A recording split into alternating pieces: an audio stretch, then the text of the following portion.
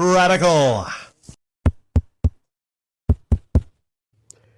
Welcome to Flea Market Stories, documenting one man's journey into the world of flea marketing.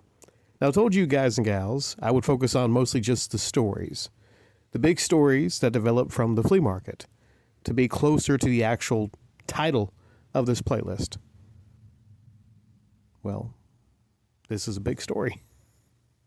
If you thought the love triangle was crazy, this is absolutely insane. That's what I thought when it happened. So I'm going to combine last weekend and this weekend because they link together. Last weekend, I can't remember exactly what time it was. Maybe about after an hour of being there and setting up. The office comes by. Two people that usually, they work in the office, but they usually go around and shop a good bit also. They're a couple. They came by and they told me something that just took me aback and absolutely shocked me at the time. And they referenced, that one woman who I talked about being in a love triangle. I'll leave a link to that at the end of this if some of you are out of the loop there.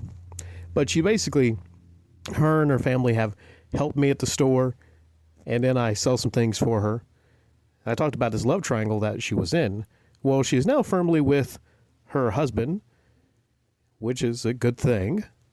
But what's not a good thing is the office came by and they told me that they didn't know her name, but they said that blonde that kind of hangs out here sometimes, we caught her. And I said, caught her what? I'm thinking, caught her stealing? No, they said they caught her having sex in a car in the parking lot, which I thought first was, kind of a joke, but then I looked at the expression on their faces and they were not joking. So I rightly was shocked. I asked them, are you sure it was her? And they said, yes. And they mentioned the vehicle. It was a red vehicle. And I said, yeah, it sounds like the vehicle. And I know before she comes by to sell, she usually walks around the flea market with her husband, who later has to go to work. And then when he goes off to work, she comes by around maybe like 10:30, something like that. But she's never there super early. But she gets there early. Now, they describe details. They don't go into detail. But they talk about how there were shoes outside the vehicle, and they went by and they saw a lot of bare skin. And they didn't go into details. And I was thinking, well, maybe it's a misunderstanding. Maybe they were not. And they said, no, they saw a lot of skin. And I'm pretty sure at this point, they've been there for several years. They know what it looks like when two people are getting freaky in a vehicle, right? And I'm thinking, for what reason would someone have to take their shoes off and put outside the vehicle? Now, later on in this commentary, I'll talk about, how I brought this up, but just bear with me, okay? I'm not going to jump ahead. So after I asked them if they're sure of who it is, they said yes. And this isn't the first time. So I was just blown aback by this. At first I was shocked. And then I kept thinking well, maybe they got it wrong. Maybe they got it wrong. Sometimes you look at something and you see what you want to see. Or rather, if you have an idea about something, sometimes you form it in your head without actually seeing it. And I'm thinking, well, it is warm weather. They said they saw a lot of bare skin.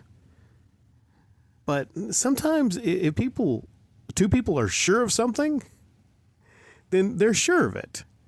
So I, at this point, was pretty sure that happened because the fact that they brought it to my attention, they felt like they needed to bring it to my attention.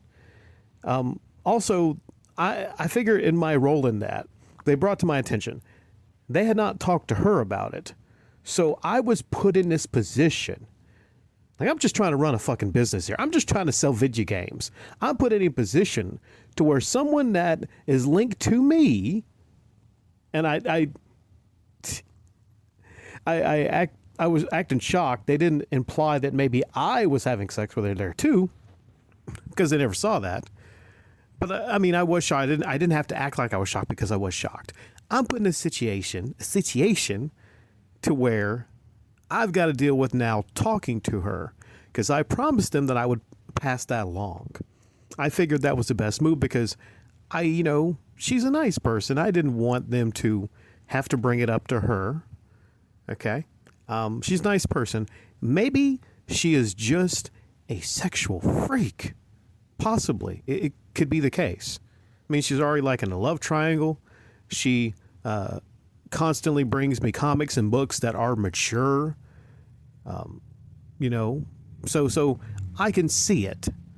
This is a person that always dresses very scantily, always wants male attention. I can definitely see that happening the more I think about it. Right? So here I am sitting there. And this takes away from me focusing on the business. I'm just very lucky and fortunate that she wasn't there at that time that they came by.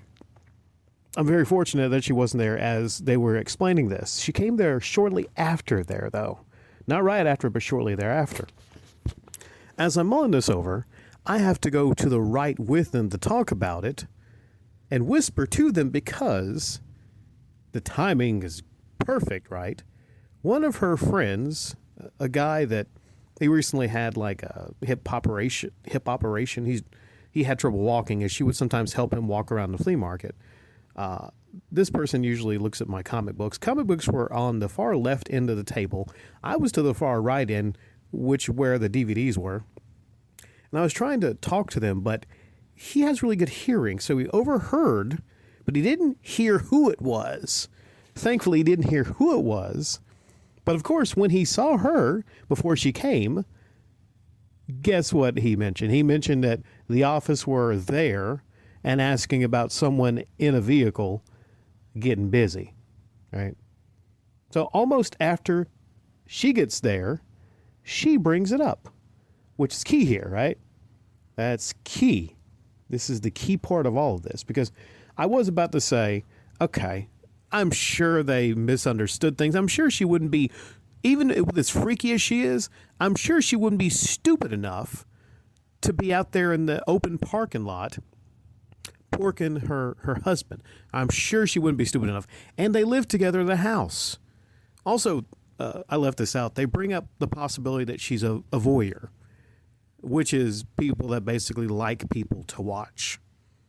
She later on denies this and everything. She denies everything, but I'll get into that in a moment. I'm not going to jump ahead. So when she gets there, one of the first things she brings up is the fact that this fellow that she knows was laughing about it, saying like, hey, over at Rick's booth, they were talking about how, they caught two people having sex in a parking lot. Now, what's key here is when she's sitting down and she's talking to me, the leg is going. Like, her legs are crossed over. Well, one of them, when someone's nervous, they have like certain tells. The leg is boom, boom, boom, boom, boom, boom, boom, up and down, up and down, up and down, right? So I looked at that and I was like, okay. Yeah, she's definitely worried. If she is innocent, why the fuck is she worried? That's what I kept thinking. Why is she worried about it? So I go from maybe 90% being sure, 80 to 90% being sure that it was a misunderstanding. She was probably just like laughing with her husband and they were close and she doesn't wear a lot of clothes, so maybe they saw it, to going like, all right, I'm at least 50-50 here. Am I right? Think about it. Why is she so nervous if she's sure that it's so silly? Is it because she's maybe turned into something? I don't know. Some people are just like that. Maybe they just wanted to get in some nookie before he went to work. And they thought no one was out there. Crazy things happen in the relationships. Maybe normal people sometimes have that kind of behavior. Well, what I do is I shift from that to selling. And I basically tell her, or maybe I don't tell her. I just, luckily, it doesn't come up again until like a little later because I'm standing on business. Maybe I just kind of like zone her out after. And I don't know how I got out of that conversation because I was worried, damn it. This is all she's going to be talking about and I'm trying to sell stuff here today. So you see, I'm put in a situation right here that I don't want to be in. Like, I'm the victim here. I'm put in a situation I don't want to be in because of actions that she possibly could have taken in that parking lot, which is so fucking stupid because it's bright lights. It's not a dark parking lot, if that was the case. But she says, she was out there just smoking. She was out there smoking, and she takes her shoes off because she always takes her shoes off. And maybe she does. I don't know. I'm not sure. It looks really sketchy, doesn't it? You go buy a vehicle, shoes are off outside the vehicle. And again, they didn't go into graphic detail, but I want to trust the office on this. I feel like it's the office, all right? Just because the way that she was reacting. Because if she was 100% honest, like I said, she'd be laughing about it. She'd be like, of course no one thought that I was having sex. No, there's something going on there. So zoom ahead to the end of the day. Zoom ahead to the end of the day. And what I do is I decide to, because I have the whole sales day to think about it, I decide to share a story that is false, that is a lie, that I'm not saying that I never almost got caught in a car with somebody, but I talk about how there was a situation in a mall where I was dating someone that worked at the mall, and it was a big misunderstanding because one of the mall managers came out and they saw us together and we weren't having sex, but I guess we were laughing and joking. We were close, and maybe I kind of kissed her possibly a little bit, and it was misconstrued. And then I tell her, like, so I know exactly where you've been. I make the decision not to accuse her for several different reasons. Because, honestly, I wanted to save her embarrassment a bit. I figured I can finagle this to where I can kind of play both sides. I can play both sides. I can be understanding of her situation of being falsely accused. But then I can go to the office, or when I talk to them, I can tell them that I got the message across to her. And I'll zoom ahead to yesterday, which I feel I kind of like fumbled that a little bit. I ultimately did okay, I think. But that was the plan, for me to basically play both sides, to let her know that if I talk to the office again, I would let them know it's a misunderstanding, but also I let her know that people are going to think what they're going to think. When people make a decision to think or feel something, they're going to think and feel that. And also told her that there's no way that once they see what they think they saw, they're not going to unsee it, right? All you can do is deny it. That's all you can do. But I told her I would talk to them, and then for her not to be out there, even with him sitting in a car. So there's no feeling like anything could happen. And she's like, well, okay. But she said it's shitty that has to happen. But, and no time last weekend did she ever apologize that I being pulled into all this. When you think about it, a lot of women are like that. They don't think about things like that because they're self-focused. Whereas if I was in that situation, the first fucking thing I would say to the person at the booth selling, I'd be like, listen, I'm sorry. I'm so sorry that you got pulled into all this. Right? Wouldn't any of you, if you were caught fucking in the parking lot? Which I'm thinking that's what really happened. I'm thinking maybe one thing led to another. She didn't mean to, but at least even if it wasn't full fucking, it was some hanky-panky going on. And her husband, by the way, he's a really good artist. He's a really good artist, and he draws a lot of deviant type art. So they collect comic books, they draw stuff, and them, even their daughter, they're very oversexed, is what I'm saying. The whole family is, right? Whole family is. So when I think about that, it's not that far unbelievable, because you're thinking like, who's the kind of people that would be doing that in a parking lot? It's probably people that can't control themselves, that are oversexed. So anyways, but they're nice people, and there's nothing wrong with sex. It's just some people, I don't know, but you probably know couples like this. They're just oversexed. So zooming ahead to yesterday, they both come by, and I was going to have to pay my debt anyways. but they came early. And I was thinking about the end of the day is where I was going to pay the rent and I was going to talk to them. But they came to talk to me. And they also came to look at my CDs. They wanted a buying a CD, but she didn't have any cash on her and she had to come back later to get something. So they were there and they just kind of brought it up. And I said, I passed it along. And, you know, I just said basically she's not going to be there anymore. I don't think I ever brought up that she denied it, which I probably could have.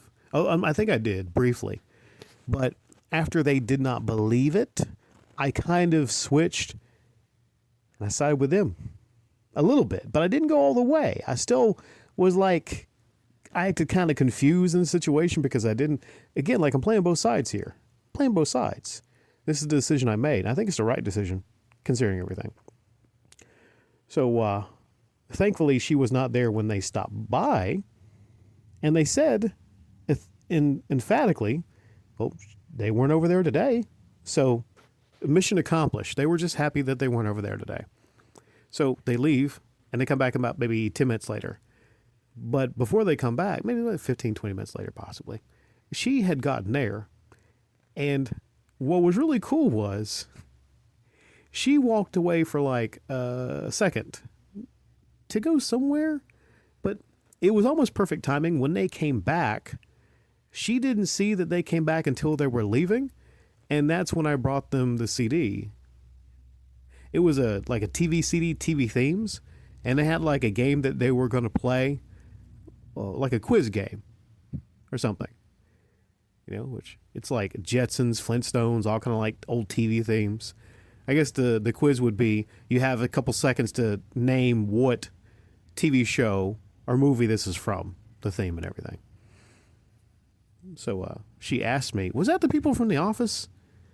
And she talks about it like, what the heck are they doing here? I said, like, they're buying a CD. But earlier, they came by asking me about the situation. And I mostly just mentioned that they were happy that no one was over there today.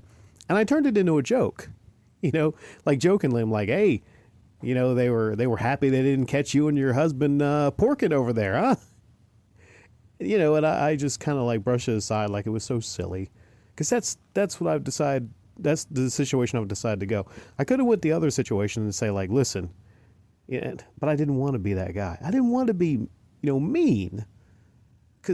And maybe I should have, I went that route, but I basically said, hey, you got to make sure that you and him are not over there anymore.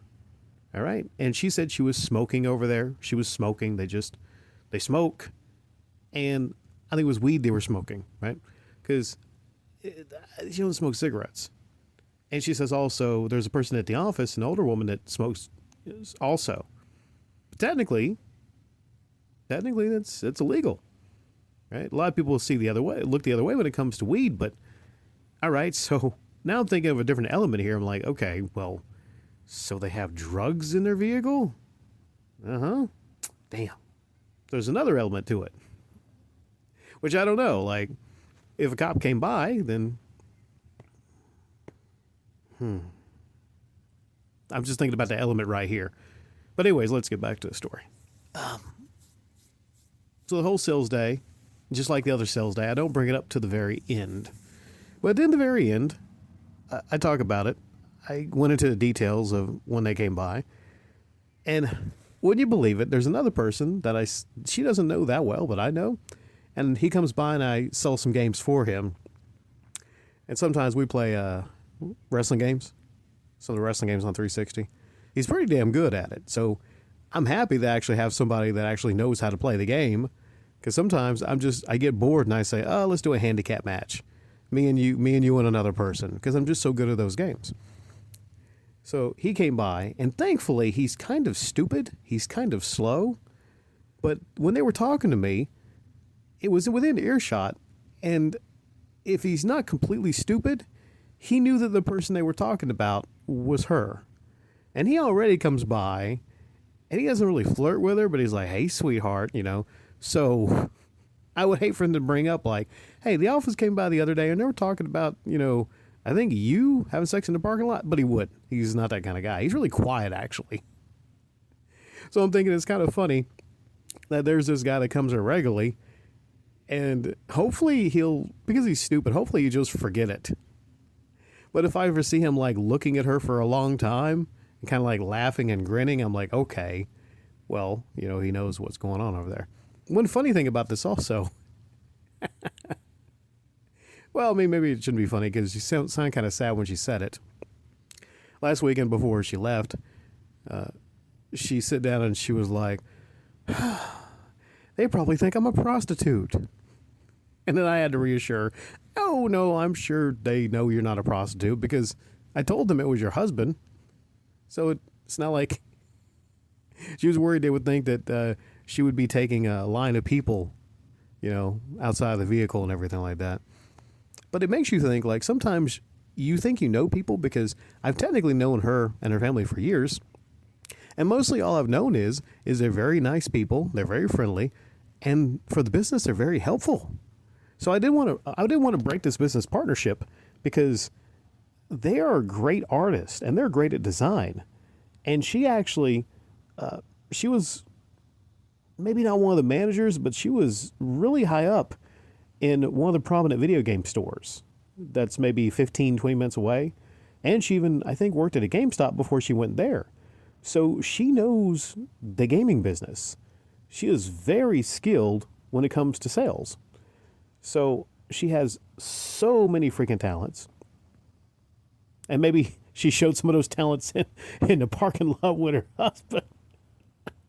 But no, she is like such a great person. She's helpful. She's friendly. She's always there. She's consistent. And she's very knowledgeable when it comes to especially like manga, Japanese games, all kind of stuff. She'd be perfect if she could speak Spanish. If she could speak Spanish, she would be the perfect store helper. Absolutely perfect.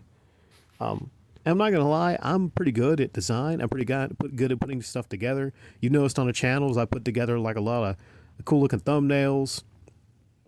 I mean, I'm pretty good when it comes to putting things together artistically. But her and her husband created an amazing store logo or an amazing store advertisement, business card. I mean, I look at it, I'm like, damn, honestly, I'm a little bit jealous of it. I couldn't put something together that looked so professional. Very professional, right? And I'm going to be using that. So you see, sometimes you can actually get into a situation if you don't fully know a person. And she didn't seem like the kind of person that would be oversexed to where she's having sex in a parking lot. But that just, I'm not 100% sure it happened, but I'm close to 89%. And she just caught slipping. And she tried to deny it because, of course, I mean, what is she going to do? Is she going to admit to me that she was having sex out there? Of course she's not going to. She's not ever going to admit to something like that. So to save face, I just kind of went with the line, yeah, I agree with you. It's kind of silly. Last thing I'll say is we joked about it that maybe they are perverts, ironically, because they are together and he has like a lot of piercings and tattoos and doesn't mean you're a pervert or anything like that. But she keeps bringing that up. Well, I'm thinking like, well, this bitch doesn't have a leg to stand on because all she can say is basically he has like a lot of piercings and tattoos, which is weird because, no, but she, at this point, she's trying to kind of grasping for straws and she's trying to deflect, which is what a lot of women try to do when they're pissed off. They try to deflect towards them and them as a couple. And I don't know a lot about them as a couple, but I don't need to because they're in the office and I hardly ever see them.